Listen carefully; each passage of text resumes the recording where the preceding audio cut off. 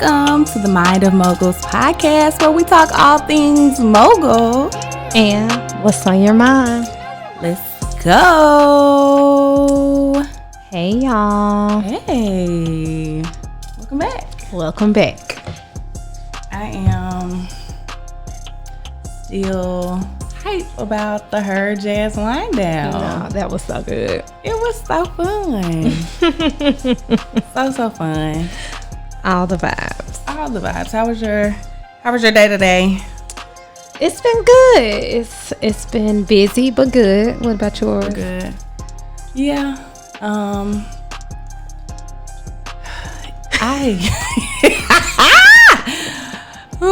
It's been one of them kind of days where you just gotta breathe. Oh, well, yeah. And let it go. On a Tuesday. Okay. So yeah. All right. Our podcast sponsors, Nicole's Haus of Fashion. Shout out to Nicole. Yeah, she's been a mogul that has supported us, and we just want to say we support you, we appreciate you, we thank you, and we love you. Yes. From Simply Moguls and the Mind of Moguls podcast. Who else? Let's go with Cement. Yeah. Cement, so we got to give away Atlanta Falcons tickets. Yes, at the wind down, and we got to give them away to people who came from out of town. Yes. They came from out of town to come and vibe with us and be in the mogul room, and so man, that was crazy. Yeah. And that guy that won, I think he purchased like $100 worth of tickets. So I'm glad he was like, that's for me. I am so glad he won. Yeah, that was cool. I'll let you tell what we talking about. Oh, so today, kind of our gist and what we do as far as events go, what Simply Moguls events are, they're networking events. So today on the podcast, we want to talk about, does networking really matter? What you think? Yes and no. I think because it really depends on you making a conscious effort to get in rooms that you would not normally be in. So I think it just all depends on you really stepping out of your comfort zone. And well, I guess first let's talk about what is networking. Right, yeah. Because a lot of people think that it's just going to events and introducing yourself and that being it. I saw somebody, she is a broker in Atlanta. If I said her name, you know who I'm talking about. Okay. But she said, she put a picture up on Facebook and she was like, y'all, I'm at this event and I don't know what to say, what to do. Networking just makes me nervous. Yeah. And she's like a millionaire. And I'm like, you cannot be a millionaire and like nervous in a room. You have to be able to pitch your product, your position, whenever you are in a room of people who can, elevate your brand, elevate you to the next level. And really it'd be about building connections. Right. That's what it is. 100%. Building connections and establishing new relationships. So I think it is important because honestly, people only, purchase from people or support people based off if they've ever had contact with you. Most often they have seen you in some shape or form. They have heard about your business in some shape or form. So I really feel like it's important to put a face with said product or said business, and that's how you continue to elevate and grow based off what you put out there as far as your brand and your face and your business. Yeah. I think too, I get a lot of questions about, how I built Simply Props and just building a brand recognition that came from networking, like me being conscious about, like I said, the rooms that I entered in, but also like me, just a simple thing is like wearing either my brand or wearing lime green. Like it has helped so much for people to recognize me where I go, and also, like you said, putting a face to a name, and they be like, oh, that's the lime green girl, or so whatever they nicknamed me, but it does go back to the brand and the business that I'm building. Right. Dang, I forgot what I was about to say. I know. I listened to a few conversations today via podcast where they were talking about what the stigma is behind networking and how it looks today as far as what it used to look like about 10 or 15 years ago, and how they said now that it's not the typical put on a blazer and a skirt and go, and basically almost do a mini interview. Yeah. It's not that anymore. Now it's more so informal because people want you to be more approachable and more wholesome, like connecting, more down to earth in those types of settings to see who you truly are outside of the office or outside of what your business is. So I think that's really important too, and that's kind of what our events are based around: informal networking and just meeting people in their comfort zone. Comfort zone. I think taking the formal aspect, because we are going to be implementing some really good things as far as it's concerning networking at the events. We just talked about it not too long ago, but we want to set ourselves apart from other social networking events and different parties and things like that, because we really do want the events that we host to be a place where you meet people that you can use to partner with, collab with, and if you're even thinking about doing, a different type of event, if you meet somebody there, that can help the chef, the DJ, we want you to be able to, we want you to be able to come and pass out your cards. We do a lot of different, we've started implementing where we want you to talk to each other. Like, we know that you came with your friend and maybe you didn't, but we want you to be able to be comfortable with owning a room. Right. That is, I think, with social media and like technology, we have just lost the art of talking to people face to face. You know what I'm saying? Like, everything is behind a screen, whether it's a desktop or a mobile. Right. And we have just, lost the art of having a conversation, looking somebody in their eyes and talking. Right. So we really do want to foster that when it comes to being a mogul. Yes. And I will touch back on that as far as what our events are centered around, because honestly, at the first event we hosted, the Brunch, I was thinking, even though it was a lot of people that love Beyonce that supported that event, it was so many entrepreneurs in that building that I have never met before.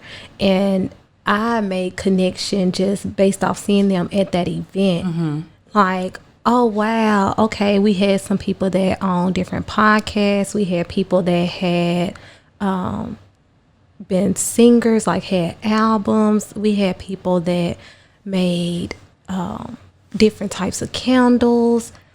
It was another person in there too, and she didn't have this business at the time, but since attending our event, she just announced that she's now a photographer. Oh yeah. So I'm picking up all of that, and I'm like, okay, we can reach back out to them and have them do something for us. Exactly. So I love, what we're doing in that aspect and just bringing out different businesses and business owners. And we have the capability of fostering, like you said, new relationships and partnerships. What would you tell somebody who's nervous? Because I was honestly shocked when that lady posted, and she's like a big deal. She's a big broker in Atlanta, and she posted that and was like, y'all, I'm at this event and I am nervous. And I commented on there, you need to go ask somebody do you know somebody trying to buy a house? Like, what brings you out tonight? What are the questions that can get a conversation going that is not awkward? Ooh, that's not awkward. I think a good conversation opener in a networking room is starting off with like a compliment. That's what she said. Yeah, and then going from there. That's what she said. So that's kind of how people kind of approach me in those settings, and I always kind of give like a nervous laugh. I always get like a nervous laugh and say thank you, and then I kind of walk into how are you today? Okay, so what do you do for a living? And kind of take it from there. So that's kind of a way to kind of open it up without just going straight to the point of let me talk to you about business. Yeah, because it can come off as a sales pitchy type thing, right. But what I told her too was, I know you have business cards. If you're a mogul and you own a business and you don't have business cards, or you don't have the digital thing where people can like scan, get you some business cards and set yourself a goal for the number of cards that you have to give out. Like, I remember I went to it was Boo in the Zoo? It was something the chamber had, and I took in 10 business cards, and I had never been to a chamber meeting before, and I was invited by somebody that I know, and I was like, I'm not leaving this room until these 10 cards are out of my hand. And I mean, it was people who was bank presidents and all kind of stuff in there. So getting, like I said, finding some type of, I'll make it a game. Like I said, that's what helped me when I first like kind of started was, girl, you not leaving this room till these 10 cards. You got 10 cards in your hand. Okay, you done made it down to 3. You know what I'm saying? So work the room and figure out who you can talk to. Right, and approach. So how did you establish that confidence within yourself? Because from what I hear, you already pushed yourself.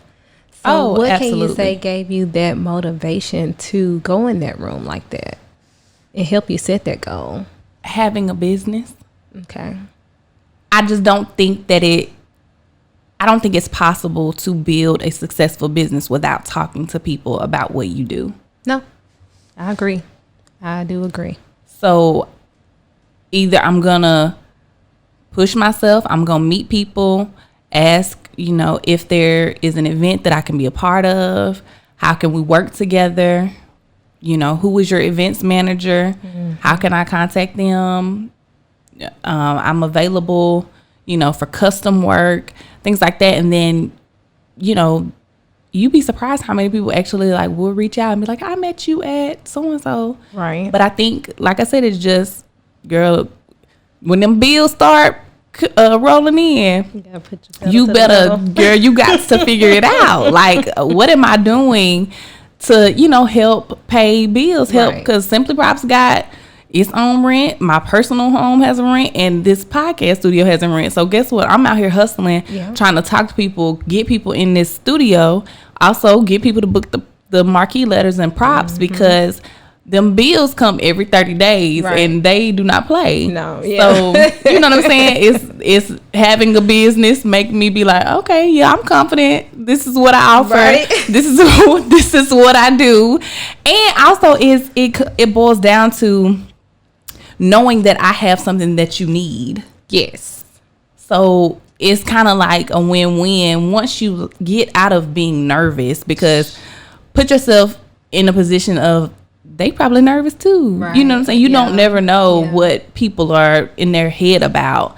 So getting to that point where it's just like, I got to talk. Right. Open my mouth and talk about, I got this.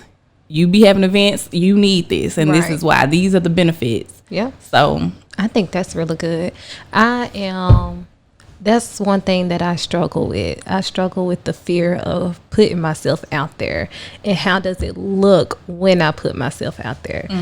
But I feel like I'm getting over that in ways. I wouldn't say I'm getting over it here locally, but when it goes to like a national platform, then I don't care. Why do you think that is? Because people know you here? I kind of feel like it. Locally, I feel like a little nervous, but on a larger scale outside of our city, I'm like, okay, go for it. Because you feel like you don't have nothing to lose? I feel like I don't have nothing to lose. If they say no, nobody will know that those people told me no. You know what I mean? That's good. So, I definitely feel like I need to get over that hurdle. But I do feel like that is a thing. Yeah. And I kind of looked that up too, as far as what networking looks like. And it's apparently 4 types of networking. What are the types? Oh, I have to look it back up. But I know one was local, one was wide span, and it was 2 more. But one was national too, and I can't remember the third one. But yeah. Well, I mean, that makes sense. Because, I mean, if you think about networking, like, geographically, that definitely makes sense. So, but does it matter? It definitely matters. Networking definitely matters. I feel like it matters because it can help you, like you said, elevate. It can naturally help you elevate just by associating with someone and making an impact or impression on someone. You never know what your first impression is capable of. Mm-hmm. I have an example of that. So last year I took a leap and, because I do hair. So I reached out to the Atlanta Fashion Week, like, constantly, like, because, I already did fashion shows, but I wanted to do hair. My goal in hair is to work behind the scenes. So I reached out and I'm like, I don't know what's going to happen, but let me just see if somebody will reach back out. I want to volunteer for the fashion shows and see where this can get me. So I kind of kept stalking them, and finally somebody did reach back out to me like a week before the event. And I went down there, did hair. I probably worked on maybe 3 models out of, 100. But it was just that being there. Mm-hmm. And from that small piece of just being there and being willing and reaching out, they reached back out to me this year. Ooh. Yeah, they reached back out to me just from touching those 3 people's heads, and I was like, what? Oh my god. But yeah, I was so excited. And so the lady that's over their hair team, she does a lot of major things in Atlanta as far as hair goes, and she's also the barber for the Hawks basketball team. So she's on that large of a scale. So when she reached back out, first off, I was screaming. Secondly, she was like, make sure you send me your full name so I can put you back in our group chat. And I was like, okay. And then so I sent it to her. She messaged me back and said, never mind. I already had your name in my phone under my contacts. And I said, come on, Jesus. Come on, Jesus. But that's what I mean by building that impression, getting out there. You never know, like, just try. Yeah. So I made a post not too long ago, and I said, you should have at least 2 millionaires in your contacts. Right, I saw that. And, majority of the comments were good, I won't say good. They agreed. Mm-hmm. There was one particular comment. He was like, money is not everything. And I started talking to the guy that I'm dating, and he was like, he needed to understand that it wasn't about the money. The post wasn't about the money. The post wasn't about the money. Mm-hmm. The post was about your community. Correct. And your connections. Right. Because naturally, when you have those type of people in your circle, you're going to be next. Right, exactly. So talking about how your network is equal to your net worth. Absolutely. It went straight over that man's head. He was just like, well, Jesus, girl. I was like, sir, that still got nothing to do with that. We love the Lord too, though. That's what I said. I'm read it over and over again. I said, now did I say right Jesus couldn't be? I was confused. I said, okay. Because the Father is rich in houses and land. Listen, I was like, what? Right. But speaking of fathers, let's take a break. Kirk Franklin just had a documentary on YouTube that people are talking about, and it was called Father's Day. But we bring that up because we are doing a surprise pop-up second service Kirk Franklin tribute brunch. Yes. So excited. Because we love the Lord. Because we love the Lord. And at the last tribute to Jasmine Sullivan and her, our resident DJ Shy, he started playing Kirk Franklin at the end of the night, and people were singing their hearts out. Like, we had a choir director, we had choir members. Absolutely. Absolutely. It was a great way to end the night. Yes. And I think it promoted, safety first and foremost, wholesomeness and togetherness. And what better way to bring people together than, singing about our love for Jesus. Yes. So on Sunday, November 12th from 1 to 4, we are going to be having the second service, which is a Kirk Franklin tribute brunch. And tickets are on sale on our website. They are going to be $50. And it comes with a catered meal, a mocktail, because we will not be serving alcohol at this brunch. A mocktail, good times. Yes. Good times. Real good times. I'm excited. Good times.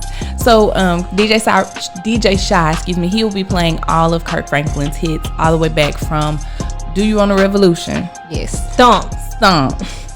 My Life Is in Your Hands. Silver and Gold. Ooh. Now Behold the Lamb. So we are just going all the way up to his current hits. Bless me. Yes. We going all the way. We're going all the way. We're doing a whole thing. So make sure you are in the building Sunday. Oh, you know what? Don't forget. So what makes our events different is because we have not reached the level to where the artist can come to us. Yes. We choose to send a pair of people, 2 people, to go to see that artist. So we are going to actually be raffling tickets to go see Kirk Franklin, Tamala and David Mann, the Clark Sisters, Ty Tribbett, Israel Houghton. The reunion tour in Nashville is going to actually be the next week. Yeah, on November the 21st. It's going to be on a Tuesday night at 7 p.m. in Nashville. So you would be responsible for getting yourself there, but we are taking care of the tickets. And I hear that they're floor seats. They're floor tickets. So you definitely don't want to miss this. We are pulling out all the stops. Listen, we are trying to build this brand, build it up and build something different in the city. So make sure you're there. Go online, www.simplymoguls.com, and click the events tab and get your tickets. Y'all got that exclusive. Exclusive. The flyer ain't even dropped yet. It hasn't, but we will drop it by the time the podcast drops. All right, so back to the discussion. I don't know. People, and when I go into rooms, like when I did the pitch competition, I get a little nervous, but baby, I'm trying to win $10,000. Right. So whatever I got to do. Listen, I was nervous all the way driving there, but baby, when I stepped out that car, I'm a winner, and this is, you know what I'm saying? Because yeah, you got to, because girl, that devil will tear you up. Yeah. Tell you, and that's why in the word it says, God has not given me the spirit of fear, but a power of love and a sound mind. Everything starts in your mind. Yes. And so you got to take control of that. So yes, I definitely, that's where it all started. You got to talk to before you talk to anybody else, you got to talk to yourself. Absolutely. So network with you. On the way to the event, listen, Shateria, this how I be. Listen, okay, when you get in here, you got these 10 business cards you need to pass out, and go over a script if you have to. Like, hi, how are you? Act like you talking to somebody. People, you know what I'm saying? And in the mirror, if you look at yourself in the mirror and you practice what you are going to say, that'll help you build your confidence. And the thing about confidence is when you approach people and they see that you're confident, they're actually going to be more willing to listen to you because you come with the mind, or you come with the appearance that you are serious about what you're talking about, and they can take you serious when they see that you take yourself serious. So that's very important to remember. Yeah. What do you think about what you wear? Oh. Yeah. Now what you wear, that's so funny, because that really just tapped me on the shoulder. Because outside of this, I work at a law firm. Right. And I be in there with this on. But they know I'm serious. Yeah. They know I'm serious. And they know I do my job and I do it very well. Yes. But it is, especially on the like first impression type basis, it is very important what you wear when you go into those types of settings. Like, I would not go to an informal networking event without looking like myself, or like I want to be taken serious. I would just put it that way. Like, I would know to dress in a way that I want to be taken serious. And taken serious doesn't necessarily mean that you have to wear a button down or a dress. However, I wouldn't suggest holes in clothing, you know what I mean, or I don't know, like stuff with writing on it, because people, their attention is going to be drawn to those things and not you and what you're saying. So that would be my suggestion. What about you? See, I be stuck in between. Let people express themselves, but be professional. So it's kind of like finding a happy medium between the two. Like, if you like Auntie Tabitha Brown, like, she comes off as professional, but she also expresses herself. But again, that is also too because she has built a brand that she's able to do that. So I don't know. I just think being my grandmama, she always be like, well, if you don't think that I would approve, as far as like short stuff or, your breast out, then she was like, if you can't bend down to pick something up, if it's too tight, you think your zipper gonna break. That's an inside joke, because at this dang on her jazz wind down, minutes before the event starts, I bent down to put some oil on my feet. And baby, that zipper said kapow. Do you hear me? And Minique, being the fashion person, I think I got a sewing kit in the car. We need a thread and just sew the zipper up. Girl, she trying to redo the zipper. I said, listen, we ain't got time. We don't have time for that. I'm gonna put this her shirt on and make it work. Which I meant to tell you to bring that so I can replace the zipper for you, but you'll get it. Child. Get it to me. We'll replace I'm the glad zipper. I ain't returned it, because that was the first time I wore it. Yeah, that was wild. So anyway, and what was crazy is I was wearing it, and I came back in the back to check on you, and I was like, oh, let me put some oil on my feet. Right. Girl. But I mean, I'm glad it happened then, because I could have been dancing, anything.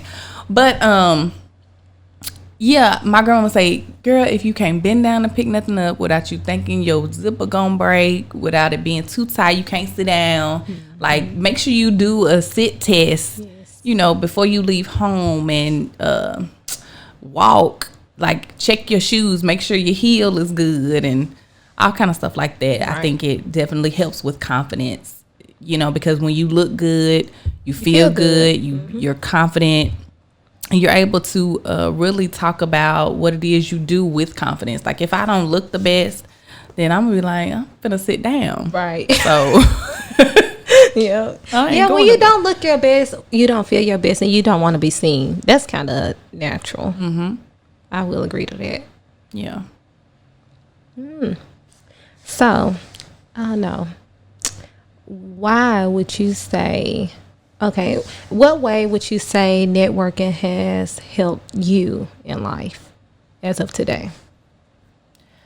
Well, because I think networking is all about connections, and I cannot count how many business contracts, and jobs that I've gotten because somebody said, hey, I met so-and-so and they told me about you, or so-and-so passed me your name, or, and it just happens like that. Mm-hmm. So I think just even building any type of business, but especially building Simply Props, I put in a lot of footwork in the beginning. I offered a lot of, and people don't understand when you're building a business like that, where there is a lot of competition in the city, mm-hmm. where people have marquee letters, people have event rentals, people set up parties, people do event logistics, that they can go somewhere else. There are many people that they can go to.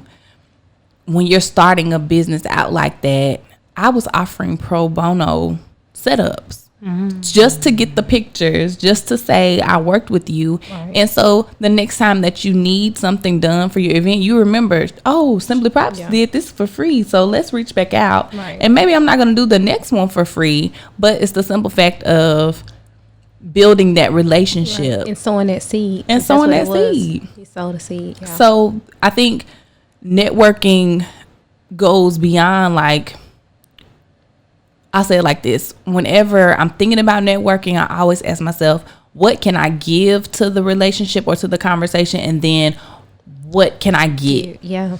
And that's a good point to keep. Yeah. So it's not always about you. Right. As far as what you can get, but what can I give to this? And so that it kind of will spark you to think about how you build your business. Like, that's how Props for a Purpose came about. Like, I was like, well, I can't offer, a free setup for a nonprofit every quarter. Yeah. And that kind of set me apart. People then started emailing about Props for a Purpose. And so I was able to get my foot in the community aspect that way. But it came from me saying, what can I offer? Right.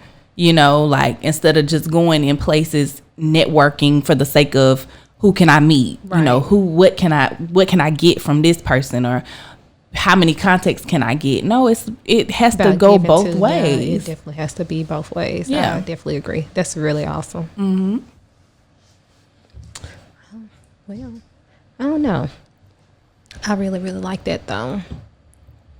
I'm trying to think, have I been able to give in my business as far as hair goes? I've done a lot of like volunteer things. Mm-hmm. And that was one of my examples. Like, I volunteered for the fashion show and they reached back out. So yeah, that was a seed sown there too.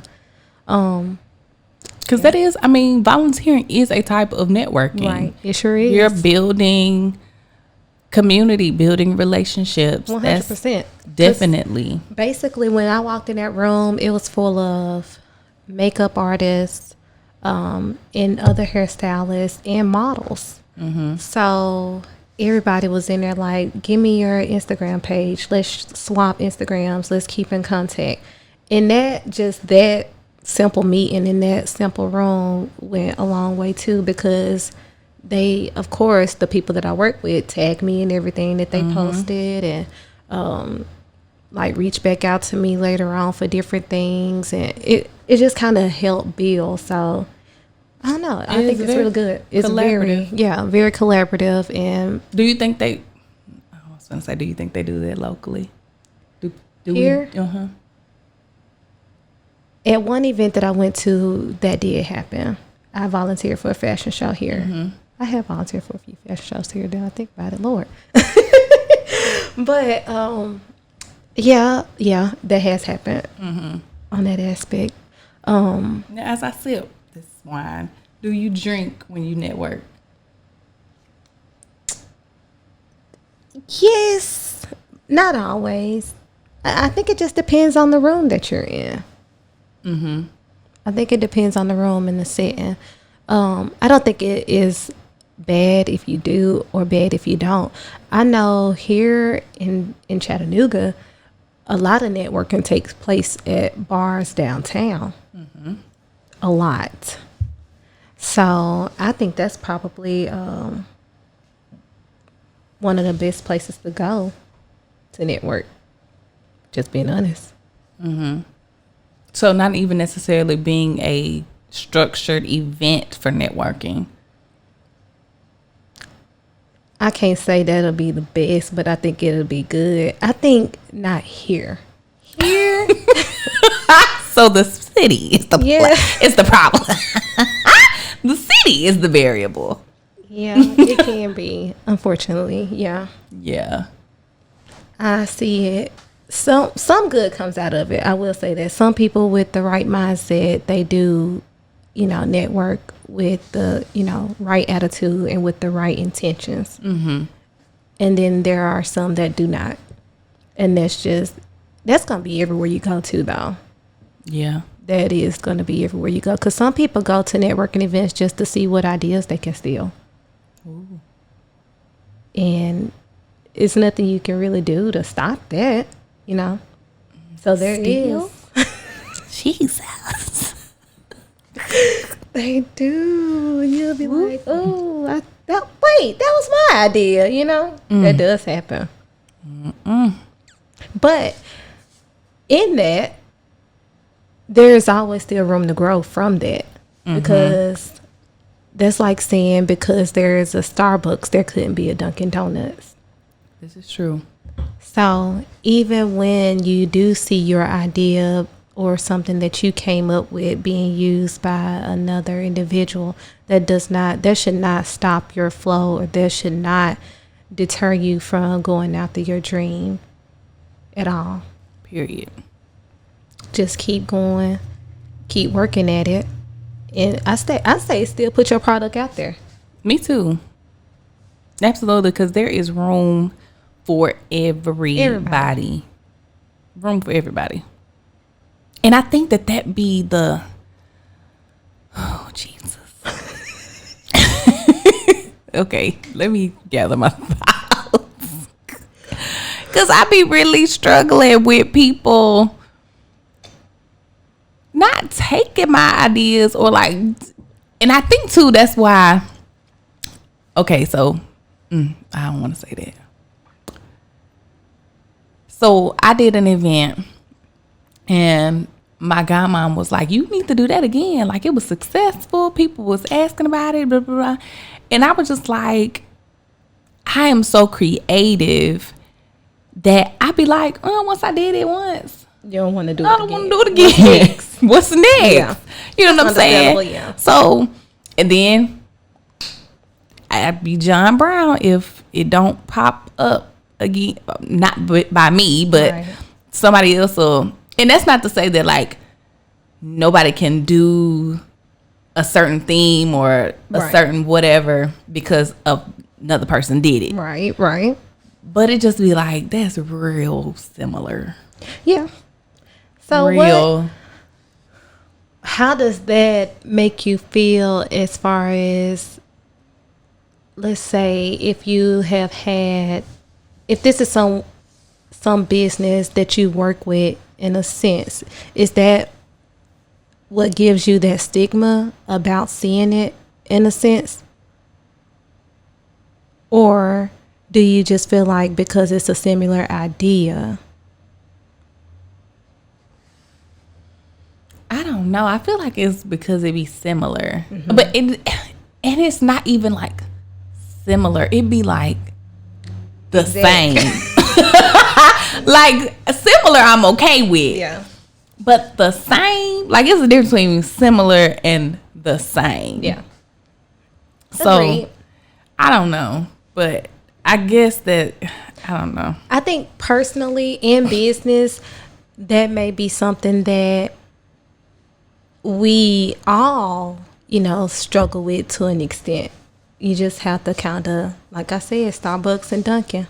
Yeah. And two, when you network, I think you do have to be smart about telling all your, ideas and your business. Like, I taught a class for launch, and one of the ladies was asking, she was like, I don't have all of my paperwork done. I don't have all of my, steps in order. But I do understand that I have to go out and I have to network and I have to tell people this is what is coming, or I'm working on this, and this. She was like, so how do I protect myself from somebody who has the money readily available and they can go buy a building and do whatever I'm trying to do? So I just told her, I was like, I think it's a fine line between healthy networking and creating boundaries. I think you have to really create it to where you are forecasting kind of what's coming. Right. Like maybe say in a specific genre, or like the performing arts, I'm bringing something new and fresh to that arena. Right. But not necessarily saying it until you have your legal, rights to say what it is. Right. Because people do. That is something that you do have to be cautious about. Is, do I talk too much? Am I telling too much before it's time? That happens. So that's good too. So healthy networking. Yes. And setting boundaries while networking. That is very important. Yeah. I better pick up these gems. Pick them up. And when we did the Ice Cream Business Summit, Kristen Copeland, who works at EPB, she is the diversity and inclusion manager. She talked about networking and, how to enter a conversation, kind of look for, an opening. If there's a group of people, look for an opening. But she was like, I think sometimes we think about trying to enter conversations and then we don't be really focused on how to leave them. So how do we leave conversations where the conversation is good? Like, do you just be like, all right, good talking to you, bye? Oh, now that is good. Like, how do you wrap up, as we're wrapping up this podcast episode, how do you wrap up talking about when you're networking? So what I have done is either say, okay, I'm going to try to go and reach them over there before they leave. Like, try to make it like I'm moving to the next group, or so to speak. Or for an exit, if it gets uncomfortable and you don't know how to exit the conversation, you can always say, excuse me, I have to use the restroom. Don't be lying. Monique tell y'all to lie. If you do not have to use the restroom, do not say that. Or if you say that, you need to make sure you go to the restroom. Because you may need to check anything, just go refresh. But what do you tell people when you are done use that line?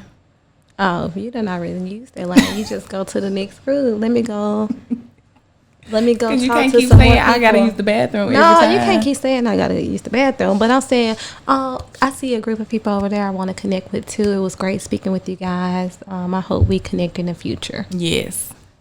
And then she also said, when you get people's cards and you really want to connect with them, make sure y'all follow up. Like, send an email, say hi, make sure you tell them, remind them of where they met you. Yes. And, schedule a lunch, schedule a call. Because if you are in these rooms and you're not following up, you might as well not be in the rooms. Right.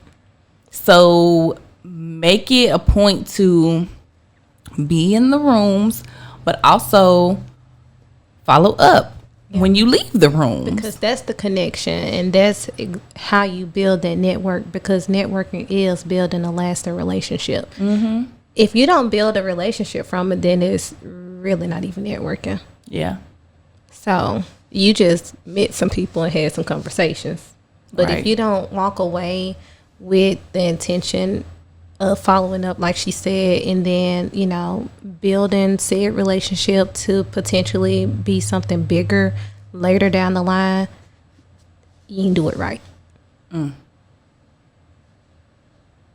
Well, final mogul moments. What you got? I think that my final mogul moment is that I will repeat this. I think it all boils down to, how do you talk to you? You have to build confidence within yourself